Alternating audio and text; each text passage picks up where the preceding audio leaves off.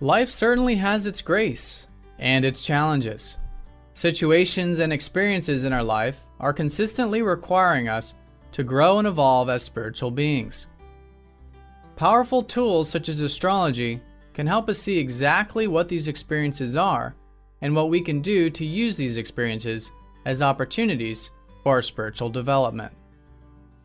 In astrology, our life experiences can be seen by the planets in the birth chart. Each planet has a unique type of experience associated with it. For example, some planets like Venus are considered benefics, where the experiences relating to them are about opportunity and enjoyment, while malefics, such as Saturn, are about challenge and necessity. Regardless of the planet involved, each of these experiences give us an opportunity to evolve and grow into more well-rounded and healthy individuals. The most important concept about each of the planets is that there's an over and under extreme associated with each of them. Polarities. One side of the planet is trying to pull us into the upward direction of overemphasizing that planet's dimension of experience, while the other side of the planet is trying to pull us downward of underemphasizing that planet's experience. Either of these extremes are unhealthy and can lead to an unbalanced lifestyle. The key, as you might imagine, is balance, cultivating the centered, healthy expression of each planet's attributes. To do this, we must understand what our birth chart says about our personal life experiences. This is done by looking at the personal planets in our chart. These are the Sun, Moon, and chart ruler, along with the inner planets of Mercury through Saturn. If you are new to astrology and not yet familiar with how to identify these personal components in your chart, you can watch this quick video explaining it in detail. Before we continue, you will need a copy of your birth chart. If you don't already have one, you can use this quick and simple to use online chart calculator.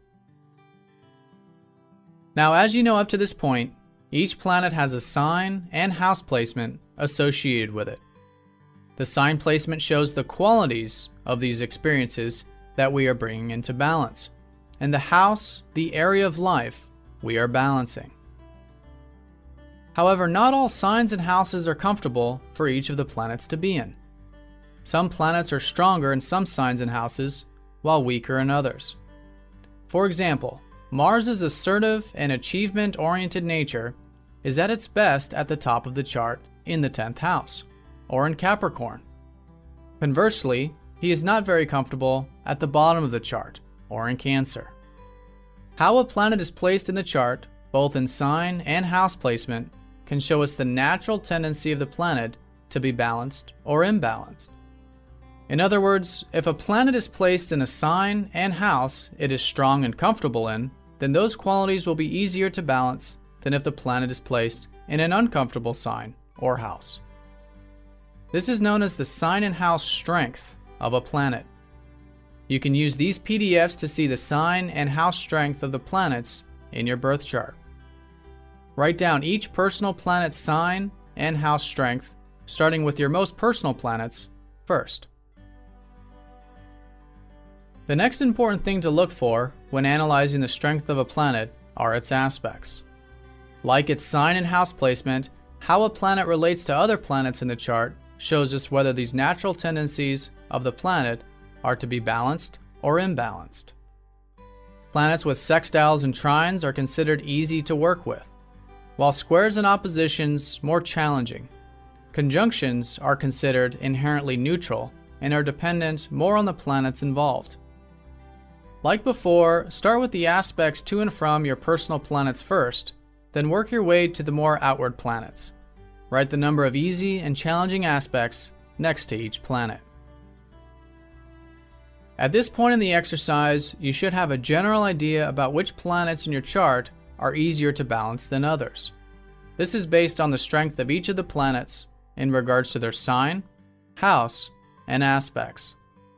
Note that within each planet, there are likely some attributes about it that are both easy and challenging. Let's look at your strongest planets first. These represent your greatest personality strengths.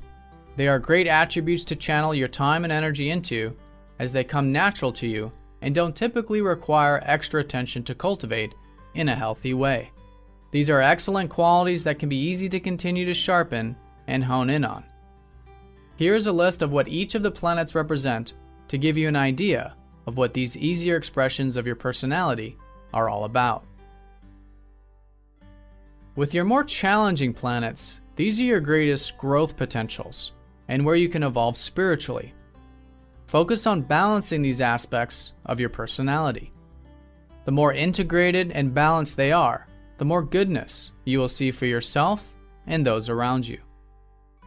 Consider these the areas that can be worked on so that you have a more well-rounded and healthy life. Note that these are your greatest gifts to the world when integrated in healthy ways. You can use the same planet meanings list to see these growth potentials of your personality. To go deeper, you can look at how to specifically balance each of the different signs, houses, and aspects associated with your personal planets. You can use these PDFs to see how exactly this can be done. Remember that the strongest planets in your chart will have an easier expression of these qualities, areas, and aspects, while the weaker ones require more attention to bring into balance for your spiritual development. By cultivating your strengths and balancing your weaknesses, as seen in the birth chart, you are able to gain a tremendous advantage in self-actualization and mastering this wild ride we call life.